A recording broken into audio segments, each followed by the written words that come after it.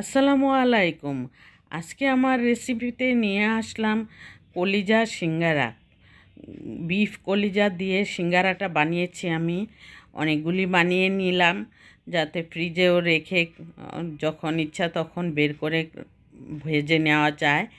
সেজন্যই আমি আপনাদেরকে পুরো রেসিপিটা দেখার জন্য অনুরোধ করছি। আর একটি লাইক দিয়ে অবশ্যই কন্টিনিউ করবেন। ভালো লাগলে সাবস্ক্রাইব করে অল বাটনে প্রেস করে রাখবেন। আর আমি প্রথমেই শুরুতেই কিভাবে আমি বানাচ্ছি সেটা আপনাদেরকে দেখিয়ে দিব। আর এখানে আজকে আমি নতুন আলু নতুন আলুটা এমন করে ধুয়ে নিয়েছি, তারপরেও আমি আবার ধুবো, কিন্তু ধুয়ে নিলাম কারণ বালি টালি উপরে ছিল সেজন্য। আমি এই প্রথম যে পাতলা চামড়াটা থাকে সেটা আজকে আমি আর ফেললাম না। চিন্তা করলাম যে অনেক সময় দেখা যায় হোটেলে অনেক পুরানো আলুরও চামড়া রেখে তারপরে ভাজিটা করে। আর আজকে তো আমি নতুন আলু একদমই পাতলা চামড়া বুঝাই যাবে না, সেজন্য ভাবলাম যে আজকে আর ছিলবো না, না ছিলে আজকে সিঙ্গারাটা বানাবো হোটেলের স্টাইলে। সে চিন্তা করে আমি ভালো করে ধুয়ে একদম ক্লিন করে নিয়েছি উপরের দিকটা। সেই জন্য আমি এখন কেটে নিচ্ছি, কেটে ছোট ছোট টুকরা করে নিব। আর কলিজা রেডি করে নিয়েছি সিদ্ধ করে, একদম ছোট ছোট পিস করে করে নিয়েছি, যা রান্না করার সময় আমি ওটা আমি আপনাদের সামনে তুলে ধরব। আর এখানে আমি প্রায় 2 কাপ 2.5 কাপ ময়দা দিয়ে আমি আজকে বানাবো। আর এই জন্য এই আলুটুকু আমি কেটে নিলাম। কেটে নেওয়ার পর আমি ভালো করে ধুয়ে নিলাম। ধুয়ে আমি এখানে 2টা পেঁয়াজ, বড় বড় সাইজের 2টা পেঁয়াজ কিউব করেই কেটে নিলাম। কেটে আমি এখানে তেল দিয়ে দিলাম। তেল দেওয়ার পর আলুটা আমি ছেড়ে দিলাম। ছেড়ে গরম হওয়ার পর আলুটা ছেড়ে দেওয়ার পর এখানে আমি কি মশলা দিয়েছি জানেন? আর এখানে দিলাম আমি ভাজা মরিচের গুঁড়া। তারপর দিয়ে দিলাম এখানে ম্যাগি মশলার একটা প্যাকেট। তারপরে দিয়ে দিলাম গোলমরিচের ফাঁকি, ভাজা জিরের গুঁড়া, তারপরে ধনিয়ার গুঁড়া। তারপর আমি আবার এখানে দিয়ে দিলাম আদা রসুন পেস্ট দিয়ে তারপরে এই যে কলিজাগুলি আমি এভাবে ছোট ছোট করে কিউব করে কেটে নিয়েছি। কিউব করে কেটে নেওয়ার পর এখানে আমি ভাবলাম যে অর্ধেক লাগবে নাকি পুরোটা দিব, পুরোটাই দিয়ে দিব আমি, রাখবো না, কারণ এই আলুর সাথে মিলেমিশে কলিজাটা বেশি লাগলেও কোনো অসুবিধা নেই। সেই জন্য আমি পুরোটা দিয়েই আমি বসিয়ে রেখেছি। আর এখানে আমি 1.5 কাপ ময়দা নিয়েছি, 2 কাপ না, 1.5 কাপ ময়দা নিয়েছি। আর 1/2 কাপ এখানে আমি তেল নিয়েছি। 1/2 কাপ তেল দিয়ে আমি একদম পুরোটা মাখিয়ে নিলাম, যাতে ভালো করে মাখিয়ে নিতে হবে।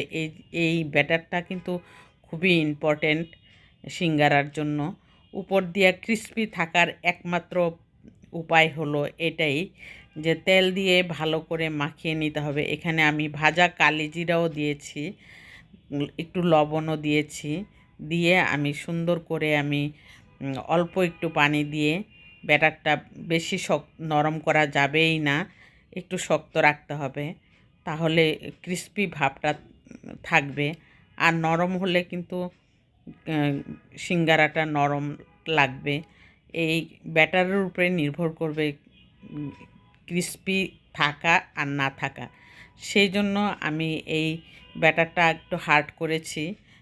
এখন আমি একটা বাটিতে টুকরা টুকরা করে রেখে একটা ভিজা কাপড় দিয়ে আমি ঢেকে রাখবো।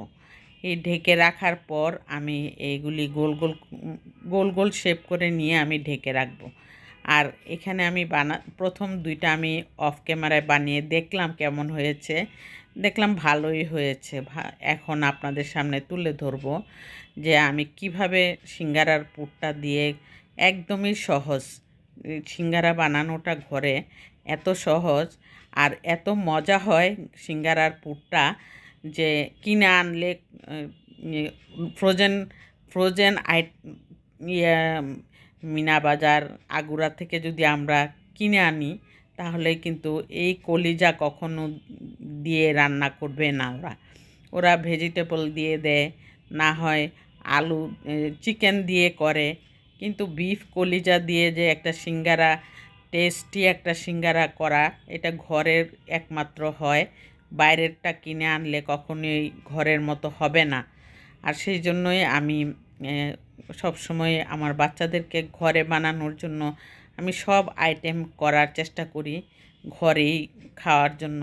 ঘরে খেয়ে যেই তৃপ্তিটা পাওয়া যায়, বাইরের জিনিস এনে খেয়ে কিন্তু অত তৃপ্তিটা পাওয়া যায় না। এমন কোনো জিনিস নাই আমি বাইরের যে কোনো জিনিস বাইরে খেয়ে আসলে আমি ঘরে বানানোর ট্রাই করি, এবং একদিন না হইলে, 2 দিন না হইলেও তৃতীয় দিন অবশ্যই হয়ে ওঠে, এবং মজার সাথে আমার বাচ্চারাও খেয়ে থাকে। আর সেই জন্য আমি এই কাজটাই করি। যেই জিনিসটা আমার বাচ্চারা বাইরে খুব পছন্দ করে খায়, সেটা আমি ঘরে বানিয়ে বাচ্চাদেরকে মন ভরিয়ে খাওয়াইয়ে দিই। ওরা খেয়ে একদম মন ভরে যায়।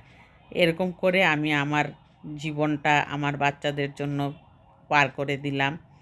আর সুন্দরভাবে আমি খাওয়ার ব্যবস্থাটাও আমি এমন কোনো জিনিস না আমি করতে পারি না আল্লাহর রহমতে। আর সেই দোয়াটা আপনাদের কাছ থেকে চাই, যাতে আমি যতদিন বেঁচে থাকবো ততদিন যাতে আমি এইভাবে করে আমি আমার বাচ্চাদেরকে খাওয়ার পরিপূর্ণতাটা দিতে পারি। আর এই সিঙ্গারাটা বানিয়ে দেখুন আমি ভেজে নিচ্ছি। আর এই সিঙ্গারাটা এখন হার্ড অবস্থায় যে আমি ব্যাটারটা করলাম, সেই জন্য কিন্তু এই সিঙ্গারাটা এত পরের দিনও এরকম মনে হয়েছে যেন ক্রিস্পি ভাবটা থেকেই গেছে। আর এত সুন্দর হয়েছে, সফট, খেতে মুখে দেওয়ার পরেই ভেঙে গেছে, কিন্তু খেতে অসাধারণ লেগেছে। আর সেই জন্যই আপনাদের সামনে একটু ভিডিও করে রেখেছি যে আমি সিঙ্গারা ঘরে বানিয়ে বাচ্চাদেরকে যদি এইভাবে খাওয়াতে পারি তাহলে ওদের আর বাইরে খাওয়ার কোনো মনের আর থাকবে না, তৃষ্ণা থাকবে না। সেই জন্যই আমি ঘরে বানানোর চেষ্টা করি। আজকের মতো